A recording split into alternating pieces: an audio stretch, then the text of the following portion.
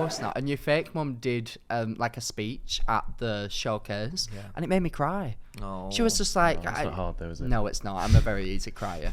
I'm deeply homosexual, if you can't tell. I'm sorry, what? No, this is my coming out. I mean, what? No, I'm not. Who said that? It's the film in those cameras. What's coming out? Was it lube coming out? I just sneezed and it all... Oh, God.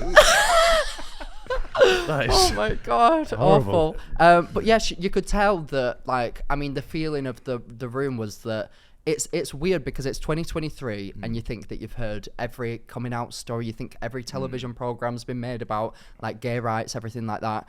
But I do think that like your story of like a smaller town, like it's not, is it Northampton a town? Northampton, yeah, Northampton yeah, town, it's like a smaller town, and how it really resonated with me because I remember when I came out shockingly. I know, I pause for gasp that I am. Yeah. So wow. they weren't all jokes. What? Yeah, I know. What? Mm-hmm.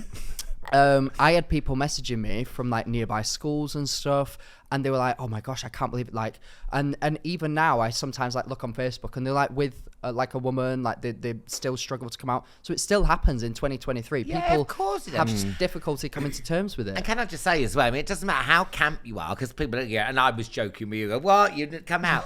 I don't care how camp you are and how butch you are as a lesbian and stuff. It's still your story to come out. And no one's got the right to go, bloody hell, you were never in, let alone out. You're like, no, you need... I know the whole world knows, but you need to say I'm gay or I'm lesbian or I'm trans or whatever. You need to say it yourself to yourself. Yeah. Look at me getting all bloody deep. No, it's true though. But it's weird. true. People piss me off and go, well, you're never in. I'm like, well, I still have to bloody say it. Yeah. I literally remember sleeping with men on the regular and then still telling us, no, I'm going to grow up and marry a woman. And I was like, that doesn't really make sense, does it? Because I would do it when I was really drunk, and then I'd wake up and try and forget about it, like stuff like that. And then I just remember one day, literally, like you said, I looked at myself in the mirror. I was like, you're gay as fuck. Like, you are so gay. Yeah. Like, who you lying to? I was like, and I think that people need to, if anybody's listening to this who, like, is struggling with it. I think they've switched off a long time ago, if I'm honest. The crying lube, that really sent them west. This is disgusting. But yeah, I think your life just gets so much better. And I mean, it does. What a time to be alive. How did you feel after you first, like, sort of terrified? Oh my gosh, when I was terrified because I knew that as soon as I'd said it to myself, I had to tell everybody else, and that was more so what I was worried about. I feel like you look at every relationship in your life and you evaluate whether you're going to lose it. Like parents, even though my sister's a lesbian. She had a girlfriend. I still thought, because I'm a boy, it's going to be different, like stuff like that. And for some people in my family, it was. Like, they were okay with the lesbian, but they weren't okay with the gay man. That's odd, isn't it? It's odd. And then you got the grandchildren thing. That's often why parents are pissed off, because they're not having any grandkids, literally, isn't it? That was one of the first things my mum said to me. And then she was like, oh, I don't want you to think I'm not okay with it. She was like, but I just wanted a grandkid. I was like, all right, we'll get a dog. How about that? Yeah, and you'll be happy with it. A granddog. There you go. That can always happen. Right, what is going on here? No, don't take that out. No, but I think it's really important. It is. The show is just, I can picture so many families that maybe aren't having these tough conversations, watching a show like that, and even just gaining a little bit more understanding about, maybe their kid's a little bit like young Alan. And you know what I think? It's all right. And things, if you're being bullied at school, I mean, listen, I don't want to sort of get doom and gloom, but when I was bullied, you got at 3:30, that's when the bullying ends. Now, bullying goes on and on and on. Cyberbullying, everything. So thankfully, mine finished at 3:15. I ran out and blah, blah, blah. But also want to say about, the 80s and stuff. When people think the 80s, they think Boy George, they think Duran Duran, they think New Romantics. But if you're in suburbia, 80s was boring. There was no one like Boy George or Madonna or, or bloody Kylie Minogue milling around. I mean, it was suburbia, and you didn't have the internet, you just walk around like the park with a stick. What? That's how you started, is it? Very fun. You had your stick. I was like Gandalf. I was like Gandalf, a camp Gandalf. Like, I was just someone walking put around me on the telly. People NSPCC are going to be interesting, and I didn't have toys, but I mean, Mum was like, go out and play, and you just go out and play. You'd go, there'd be a wild area, which when you look back, it's about the size of this table. When you were younger, it was like the Amazon. And they would be stick. Yeah, will I ever get through? And but and it was just boring. You just made your own bloody. It is I always used to do bug hunts when I was. going to say, I feel like I used to love it. our age. What's your biggest bug you found? Ooh.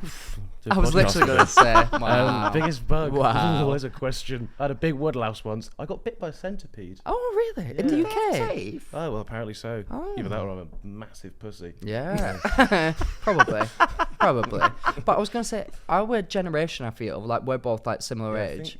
Is the last we had like the last era of innocence. Like I grew up where you still played out and like you went out and and like nobody had phones, so like you would use your imagination, whereas my little sister is 8 or 9 years younger than me.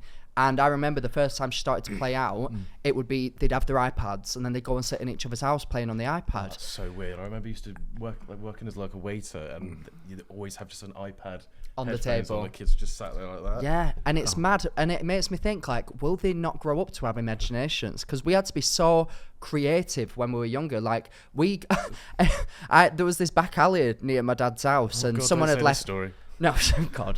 And somebody had left the couch out there just for someone to come and take it. Drenched in cat piss, drenched in all sorts. We played in that couch for about a week. In it. We flipped it upside down. That's disgusting. And honestly, like, we're using the pillows. They were piss wet through. And I remember... I don't think that's so much relatable, more just a worry. Yeah, maybe. And I remember the day that our parents found out, all of us, that were playing with this dodgy couch, and they were like, you're going to get sepsis. What are you doing? But we had turned it into a castle. We turned it into a bus. We turned it into everything. Yeah. And it was a shitty couch in a back alley. Whereas, like, I think our kids going to grow up without that now. The only game I had was my dad's friend. My dad's mate had a pub and it shut down, so we had his slot machine in my bedroom. Oh, wow.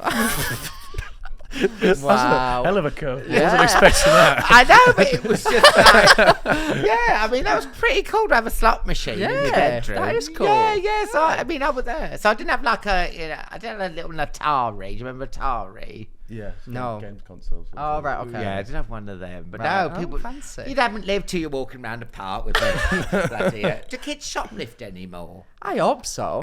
I feel like that really builds character. No, I never shoplift. I never shoplift. But I mean, it was funny how do you know how bored you are? Yeah, but me and my friend Caroline, we used to stand outside this hairdresser's, and I never used to, but Caroline was a bitch. She would just slag off the people's hair as they came out. I mean, that is just... That's great. I could never do that. Yeah, never. Hate your hair, looks old. So I just hang around with her. That's all she would do. Just slag off. Just be like, I'm so sorry about that. I know, but I was quite shy, so I'd never say boo. And you do get attracted to bad people, don't you? Oh my God, that is mental. Oh, hang around Caroline outside, Supercuts or something. Hair looks crap. Literally, I look back on some of my closest friendships from like high school, and it was like, I used to be friends with this girl, I won't say her name, she might listen or whatever. She was like a bit rough, let's just say that. Yeah. And she would like, if anybody said anything like gay boy to me, she'd be like, I'll kick the shit out of you. You always got to get the rough You always have them. And she would be like that, and we'd literally walk around the corridors, and she'd just be like taking the piss out of people, and I'd be like, ooh, because I was like too shy to say anything. Stick with her. Yeah. You know what? You're a bit like the little, the little fish that sticks with the shark. Yeah. That's what it's like. That's me. This is a little insight into how fucked up Caroline was. We're in a science lesson, and we had these big long science blogs. Yeah. We had a supply teacher. Caroline was just hell, and the supply teacher goes, right, I'm getting the headmaster. She walks out to get the headmaster. Caroline, ping, runs 3 floors down, lays on the pavement outside. And as we came in, Caroline's jumped out the window. That's so funny. My teacher shat herself. That is incredible. That is incredible. She jumped out the window.